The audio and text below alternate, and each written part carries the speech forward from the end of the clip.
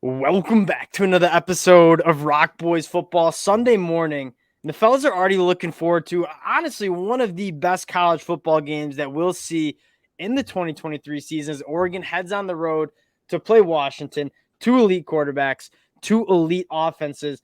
This is going to be a really, really fun one to dig into because I will say, I think both of these defenses are massively improved from what you saw last year. Excited to get into it. Before we do again, just want to say thank you to you guys. The support, especially from the Pac-12 fans, has been phenomenal. Y'all know we've loved talking about this conference and how good it is. Appreciate y'all rocking with us. If you do enjoy the content, consider subscribing to the channel. Appreciate you guys. Dill, gonna give you the T-box here. How we feel in Oregon heading on the road to play Washington? In my opinion, if preseason rankings didn't exist, I think we'd be looking at a 1-2 matchup because 100%. In terms of dominance and what these two teams have kind of done for the course of the season, aside from the Oregon, like a little blip against Texas Tech on the road, Hard like place to play in Lubbock. Hard place to play for sure. And obviously they took care of their business. So it's not like anything horrible went on in that game, but just the dominance these two teams have played with. And frankly, the way they're both kind of completed themselves. And again, like last year, they probably did deserve that closer to 10, 9, 8, or whatever type of ranking because both teams really didn't play great defense. I think, again, you look at these two teams, very complete. I think both are a little more physical up front. And again, if preseason rankings doesn't exist, I think this is 1-2. Yeah, and I completely agree with the argument. Like both of these teams have just made themselves more well-rounded. Now, I got like a ton of stats on the offensive side of the ball, like nerd man, put them in my notebook. I could read them to you. I'll kind of just summarize this. Both of these offenses are top 5 in almost every single important metric that you want. Yards per play, yards per game, points per game. Offenses are elite. I want to start on this Oregon offense, though, because when I look at this matchup and I look at how can you stop this Washington Huskies offense and what Michael Penix is doing with the 3 NFL wide receivers, I throw in Jeremy Bernard too. The story for me of this game is can Oregon run the football and keep Michael Penix off the field? We talk about all different ways you can scheme up your defense to slow Michael Penix down. It's going to be tough sledding to do that. The best way to do it, run the football and keep Michael Penix on the sideline. And this is an Oregon team that has run the football better than almost anyone else in the country. And that's a big thing. I know Oregon did lose some guys to the NFL draft and so forth, but I think this offensive line's quite a bit more talented, frankly. I think you have a lot of guys who are bigger, tougher, more physical, and you can kind of see that with the way if they want to run the ball pretty much every time and run up and down the field doing that, right now it feels like they kind of can do that. And last year at times it did go to like a very one-dimensional passing attack, and that's what they did.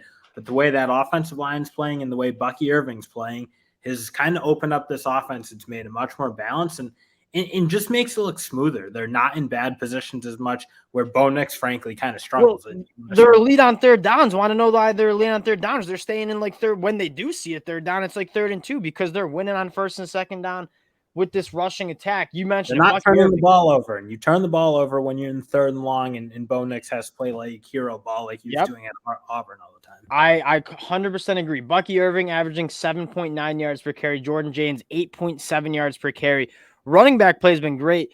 I kind of agree with what you said. This offensive line, although it lost a lot of guys from a talent standpoint, it got better. Josh Connolly or Johnny Cornelius. Like those are 2 NFL caliber tackles that you have. This is a very complete Oregon offense. And then you look at the passing attack, which is also very good. We talk about this running attack. They've been very good through the air too. Bo Nix, 15 touchdowns, only 1 interception. That big bugaboo. Bo Nix has seemed to be completing 80% of his balls. A plethora of wide receivers. You talk about wide receiver play that you're going to see. I don't think it's crazy to say you see 3 or 4 like straight, maybe potential first-round NFL draft picks. Troy Franklin being that guy for the Oregon Ducks. Yeah, and there's not much more to say about Troy Franklin. We know how good he is. He can do everything. I mean, he can catch the ball short, he can catch intermediate, and obviously, really, he excels when he's taking the top off defenses. But I think Tez Johnson's come in and honestly given them. I love how they use him. I guess. Yes, I think the way they use him all across the field. I think he's electric with the ball in his hands. And again, talk about like using every blade of grass. Like really, like when we get to Washington, they specialize in that. They're like they just throw it everywhere. I think Tez Johnson's helped this team again start using the middle of the field a little more effectively, and then obviously you can get the ball anywhere deep in any portion of the deep side of the field with Troy Franklin. So I think Tez Johnson's kind of added a new little wrinkle into what they do.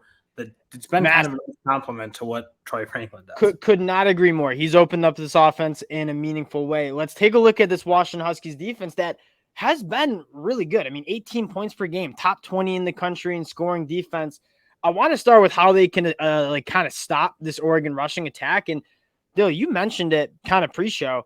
This defensive line, especially on the inside, has gotten much better. So when you look at can Oregon successfully run the ball against Washington, it's going to be a battle up there because they're good in the front seven. Yeah, and Ulu and Tuli have both, I mean, the way they've picked up their level in both the run game, I think they're both making more tackles and more plays. Like they're both like big physical space eaters, but I think both are making a little more plays. And yes, and I think you also can add in how they're rushing the passer where they're getting a little more push. They're not letting quarterbacks step up and leak out. Because you think back to Washington last year, like how many times they'd give up big plays and like scramble yardage.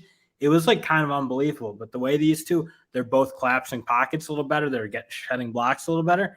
I think the transformation in this Washington defense in terms of being a much more stout unit, I think these two guys on the inside have a ton to do with it. And obviously the two guys on the edge, and ZTF is really – he's back to like that ZTF level pre-Achilles.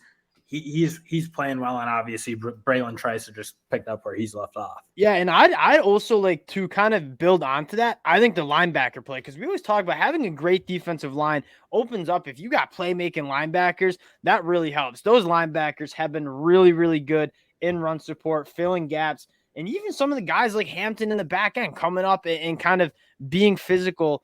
Their secondary is tackling again. I know. Yes. That was always something you think Washington, you think a physical, good secondary.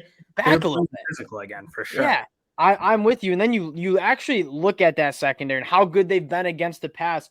Are you talking about impact transfers? Jabbar Muhammad. I mean, there are not many more impactful cornerbacks that you've seen in the transfer portal than him. Targeted 21 times this year, only giving up 6 catches. He's been absolutely nails. And it's going to be a battle to see if Troy Franklin, some of these wide receivers can get loose on a Washington secondary. Again, all 3 levels have been really good. I can't wait to see it again to kind of round that conversation out. I think the story is, can Oregon establish that run, control the time possession against the Huskies defense, especially in the front seven? When Oregon can really establish the run the way like we maybe saw them against Colorado or some of the other defense they've played, hard to beat. That just it feels almost unstoppable. So it will be the question. I think again, Washington's gotten much tougher in that front seven. I think that front 4 is bordering on elite. And again, Oregon though, like tough. I think that'll be the question. Because honestly, like Oregon's going to get their plays in the passing attack, and both these teams are. Yeah, 100%. But I think if Oregon can really run the ball, they're going to be really hard to stop. If they can't, I think that gives Washington at least a chance to kind of keep them in check. And if they can just keep them in check, and we get into like this Washington offense now. I was just going to say, Dill, it's been 9 minutes almost. We haven't even mentioned Michael Penix that much. Let's get into it. Michael Penix, my pick to win the Heisman, certainly looks good right now. I mean, he's been so phenomenal. And when you give a quarterback like Michael Penix 3-4 guys who are beat in the NFL, Roma Duzne, Polk, McMillan, I would throw in Jeremy Bernard, who, I mean, I know McMillan's been banged up. It's been giving Jeremy Bernard kind of an opportunity to establish himself. Throwing Devin Culp too at tight end because he is playing some ball. The weapons on this side of the football are absolutely nuts, and I think I want to go to what you kind of said. This Washington team can attack every inch of blade of grass on the field. They're going to force you to tackle in space. They're going to attack all 3 levels of the defense. We haven't seen a defense slow Washington down yet. Still, this Oregon defense, though, you talk about a unit that's improved night and day. This Oregon Ducks defense has absolutely done that. And that the biggest thing probably is just the defensive line is just playing good football again. And pass rush. For me, it's I have the first thing I want to say is the pass rush. You look at this, they're sacking the quarterback on 9.5% of dropbacks. So you talk about how you slow down Michael Penix. 1, keeping him off the field with the rushing attack. 2, like can you throw him off the spot? Can you bust up pockets, make him drop his eyes? Though guys like Jordan Burch, Brandon Dorlus, Mateo Yu, Casey Rogers, that's been, in my mind, the biggest improvement from this Oregon Ducks defense. And I can't wait to see if they can kind of have it pay off against a Washington team that does want to throw it all around the yard.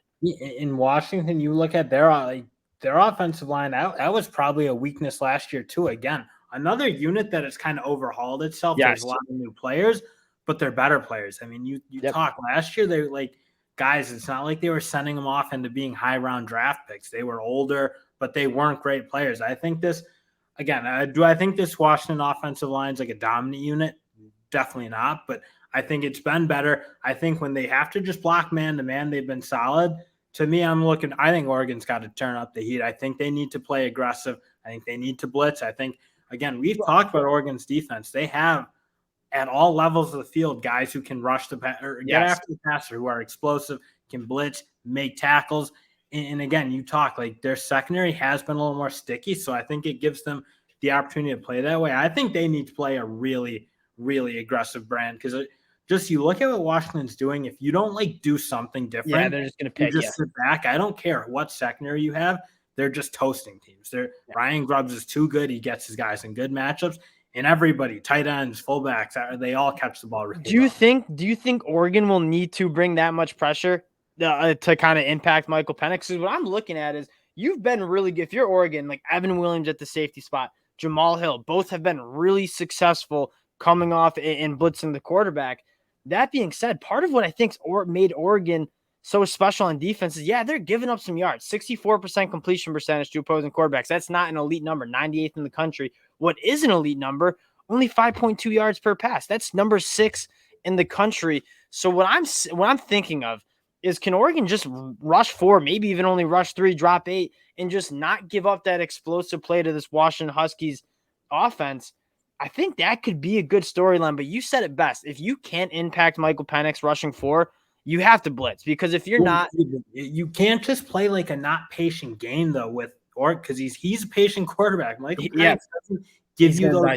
Again, you talk about those quarterbacks who want to make plays downfield. Like Michael Penix will take what he can get and just march you down the field. So I think they should blitz. I like what I see from Oregon when they're blitzing. I thought when they were doing it to Colorado, I thought it was very successful. And Still is an engage aider in Madden. Trust me, played him plenty of times. He brings the pressure.